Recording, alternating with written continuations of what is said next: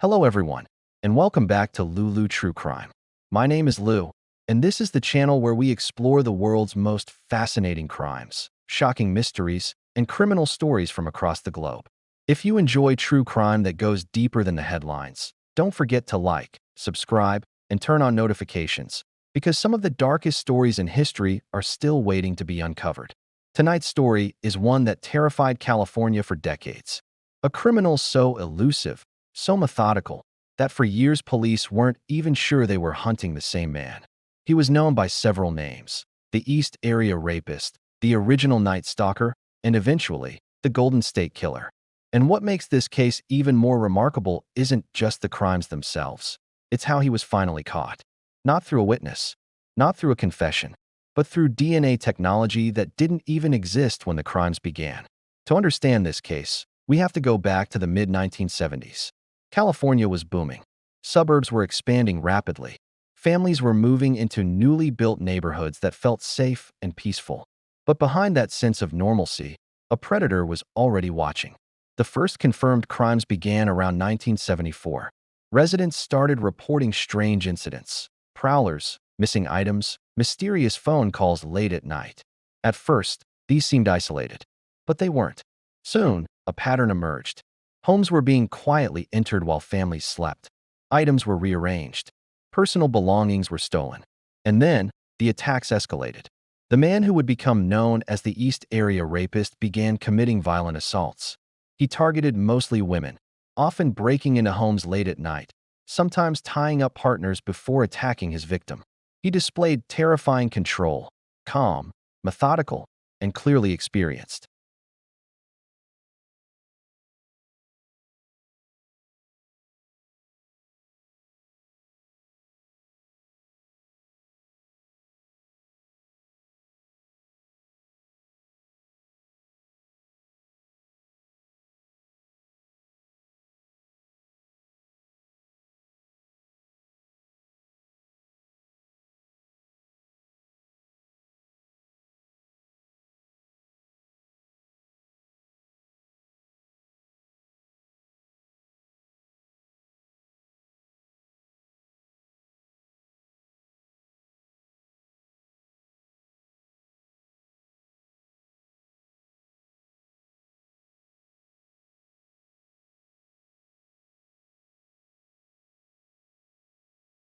Couples were attacked in their homes.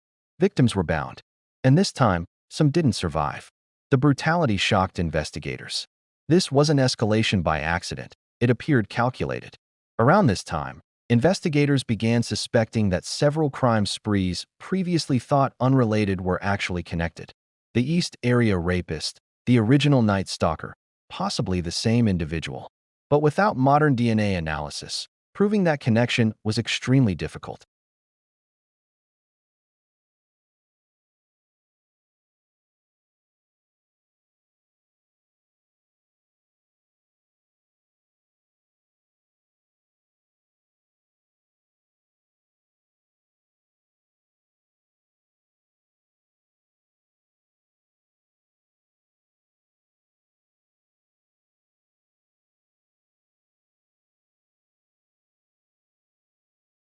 This level of planning suggested intelligence, discipline, and possibly some kind of professional training.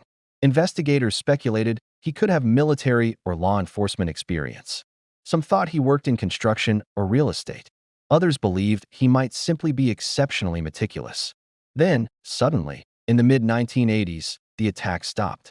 No more assaults. No more murders. No more taunting calls. For years, the case went cold. Some investigators believed he died. Others thought he moved away. Some feared he simply learned to hide better. But evidence collected during the crimes, biological samples, was preserved carefully.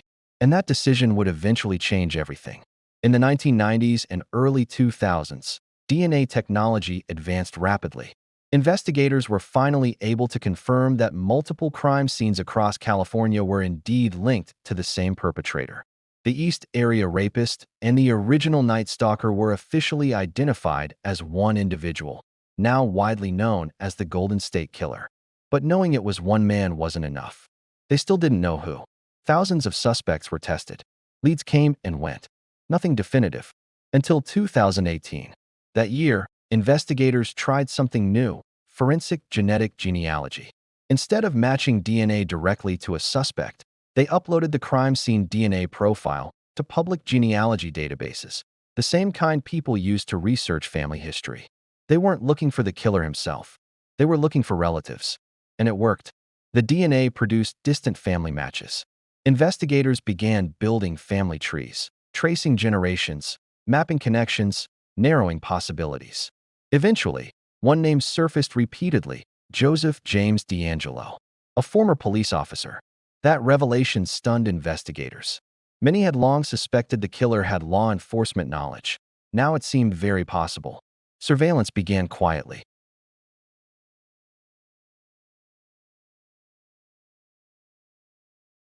When tested, it matched the Golden State Killer crime scene DNA. After more than 40 years, the mystery was solved. Joseph James DeAngelo was arrested in April 2018. He was 72 years old. The arrest shocked the public. Many had assumed the killer was dead. Instead, he had been living quietly in suburban California, a father, grandfather, neighbor. The contrast between his normal public life and the horrific crimes deeply unsettled many people. During court proceedings, dozens of victims and family members delivered impact statements. Some had waited decades for answers. Others simply wanted acknowledgement of what they endured. In 2020, DeAngelo pleaded guilty to multiple counts including murder, rape, and kidnapping. He was sentenced to life in prison without parole. And interestingly, once arrested, the man who had once taunted police and victims fell almost completely silent. No dramatic confessions, no explanations, just quiet acceptance of the sentence. That silence leaves many questions unanswered. Why did he stop? Was it age? Fear? Changing life circumstances? Did anyone suspect him? Those answers may never fully emerge. But the case changed criminal investigation permanently. It demonstrated the power of genetic genealogy. Since DeAngelo's arrest, dozens of cold cases have been solved using similar techniques. At the same time, it sparked ethical debates about privacy, consent, and the use of public DNA databases.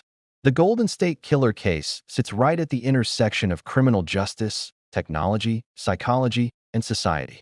And perhaps the most haunting element is this: for decades, a violent serial offender lived among ordinary people undetected. Neighbors saw him mowing his lawn, shopping for groceries, living a seemingly normal life. That duality, ordinary exterior, hidden darkness, is something criminologists continue to study, because it challenges assumptions about what criminals look like. There's also a deeply human dimension here. Behind statistics and headlines were real victims whose lives were permanently altered. Many lived with trauma for decades without closure. Some families never got full answers. And even with conviction, healing isn't always simple.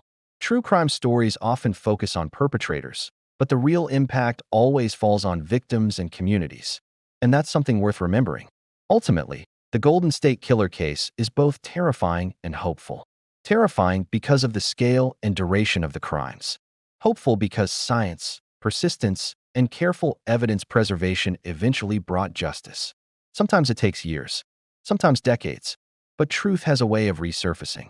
Thanks for watching Lulu True Crime. If you enjoyed this deep dive, don't forget to like, subscribe, and turn on notifications.